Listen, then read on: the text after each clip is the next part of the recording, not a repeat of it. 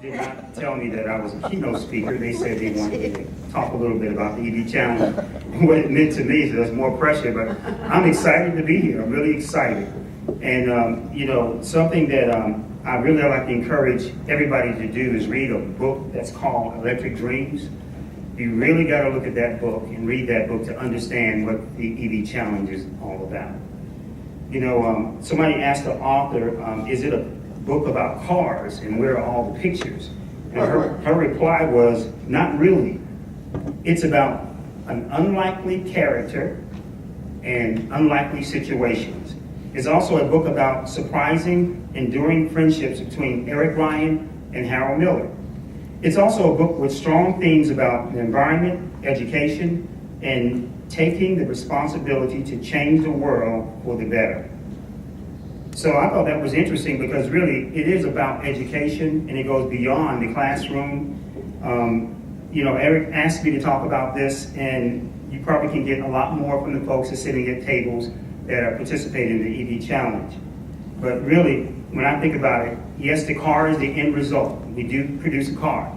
But the thing is, it's much more than a car. It's much more than a race. It's really about a place. It's really about a place. And I say a place because I found out that our students feel like they found a place where they belong. And Harold can testify to that, and Steve and others, because sometimes they seem like they're out of the mainstream of things, but this seems to be a special place for them. So that's the book that if I'd like to encourage you to read. It's a very interesting book. The second quote, I'm going to quote here from Harold. Harold, we competed in a competition in Florida, and it was interesting in Atlanta, and every time we get to a certain place, Harold would say, boy, this is a nice place to be. And I don't care how difficult your times were getting there, that's Harold's remark was, this is a nice place to be. And you just forget about all your problems and you're ready to continue on. Well, I've been teaching for about 20 years now, and I've been involved with the EV Challenge for about 15 years. First got involved through the North Carolina Center for the Advancement of Teaching, and went to a workshop with Eric and Harold put on, and it really changed my life with education. I was thinking about dropping out, but what it did was put the art back into teaching. A lot of times we're so focused on grades and this performance and that performance, but really it gave teachers the leeway and a little bit of an art that they can do in a classroom. Now, I highlighted a person there. You see the arrow there pointing to Kamel Jaziri, and this one is very, very special to me. Kamel is somebody I taught who was, and I've already talked to him. He said, be sure to talk about the experience. He was noticed as an EC student. And EC means an exceptional child, had learning disabilities. And the thing is, he exceeded anybody's expectation. I know, Harold, you remember him. Yeah, I do. And it's so interesting, that white car on the left side, the RX-7, he built that himself, an electric vehicle. It gave him so much confidence. He dropped out of school, went to get him, stick with the program, and he graduated, went to a post-secondary school in Virginia Beach. He drove around that car for 2 years, and people just could not believe that this kid built this car. And now, he just called me about 2 days ago, and he said that he would love to be here, but he just got back home. He is a chief mechanical engineer of a tugboat. So he's second to the captain. And just amazing story. I asked him, how did you get your job? He said, the EV Challenge. I said, what do you mean by that? He said, because all that electrical stuff we were learning, I was the first one in my class that understood how the meter works. And he went to a tech school. Everybody had meters, but he knew how it worked. And he said that gave him the confidence that he could do anything. So that was a there's no way you could record this and really get an understanding, but talking to him, it tugs at your heart that somebody like this student, who everybody kind of put to the side, would advance so far. Then there's another student I'd like to talk about, and that's Rochelle Mezabet. So I need to go through this a little bit because I'm not that coordinated. That's his family now. He told me to post that picture. That's his whole family. His dad is from Tunisia. His mom is from way in Tar Heel, North Carolina. And they've raised a beautiful family, and Kamel is doing great. He's a tall kid, doing great. Then this one is about a young girl from the island of Palau in the South Pacific. But somehow we draw a lot of students from international students into our program because, like Harold said, this is a nice place. It's a place you feel like you belong. Sometimes they feel like they're out of place at school and they just kind of levitate over to us. And we are able to help them to appreciate that they're important and they love the competition and the building and the learning from the EV Challenge. Well, Rochelle is a very interesting story again. Rochelle was a senior. They had kind of tracked her like people do sometimes to take early child development, and that was going to be her major, and that's fine. It's an honorable position to duty to perform. But Rochelle came into the shop about halfway through school and didn't know we had an automotive shop, and she saw the cars out in the shop, and she said, I didn't know we had this class. What do you do to be a part of this class? I said, well, it's too late now, but you can come after school. So she wanted to see the cars. She looked at the cars and said, well, how do they build these cars? And I said, well, we have a set of rules, and we got to go by these procedures.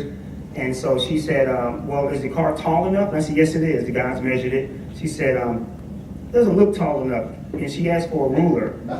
And she measured the car, and it was 1 inch short from the roof. She immediately took a hacksaw and started cutting. I said, how did you learn this? He said, my dad in Palau. I work with him all the time. And I said, well, why didn't you take any of these courses? She said, I didn't know about them. Nobody told me. And so she became our driver for a competition. And one of our lead persons as far as a spokesperson. So impressed so many people. She had a scholarship to go to North Carolina State University. She took biological engineering. And now she told me she takes too many classes, but she got A's in all her classes. And again, programs like the EV Challenge is something that would change people's minds and even change this young girl's life. But one thing Mr. Kamel told me, he said, be sure to let them know that it's not just like lessons that he learned from the EV Challenge, but he said like a life-changing experience. And like I said, many of the teachers probably have these same stories they can tell. And the thing is, we do need community support. Now, I did not look up, I see the clock there, got 2 minutes? Okay, 2 minutes. So this is another point I wanted to bring out also.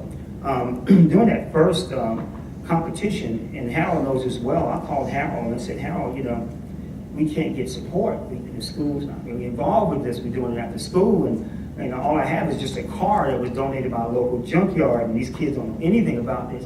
And Harold said, well, what do you need? And I said, well, we need a motor, a battery, we need everything. So I got a grant from Dina. We got that grant. And then I didn't have a controller. Harold said, we'll get one to you. And I'm saying, wow, but it's in a few weeks. Harold said, well, just come on, just bring your car. Come on up here, just bring the car. I said, Harold, we can't compete. Yes, you can. He said, get your kids to do a mock Lincoln-Douglas debate. Well, we have kids that haven't had exposure to debates. That's not an easy task. So we have one student who overheard me trying to get the kids to understand what a debate is about. She asked me to leave the room after my feelings were hurt. And she took over. And we went up there, me trying to get the car ready. She's doing the speech and debate. We performed that debate at a restaurant. And the head student, the lead student that was participating on the electric car side versus gasoline engines, I didn't know it at the time. He was an EC student and had a learning deficiency, and he couldn't read hardly any at all. But he was the lead person. I'm on the bus looking at everybody's notes, nervous for the kids. We had 4 other teachers involved, and we're just trying to prune these kids. And we get there, he wouldn't let us see his notes. And I said, well, it's time to go, let's go. He gets up there, he had the teachers in tears. He did the best job, and here I got notes, didn't even have a note, but he knew his subject. Well, now that student runs a moving business, and he moves houses. He owns the business. The confidence that the EV Challenge have given these kids, I want especially possible sponsors to know, we can't give a grade to this, but really it has changed lives for these kids. So that's something we could think about. I think we have an identity crisis with the EV Challenge. I think the identity challenge is that we need the industry to help brand us. We're too busy teaching as teachers, we could use that support. Not only the financial support, but also help us to do what you do best in your companies, is to help brand us. Because there's so many stories and so many things. Just come out to a school, and some have, and you'll be surprised what these kids do. Okay, I'd like to thank you, and I appreciate Harold and Eric, and thank you so much. That's my chat. That's the kids at AC Park. And that's them at a competition. They have communicated so much with people you would not believe. And then community, bringing community together. These are parents. And Harold, you're number one. That's right.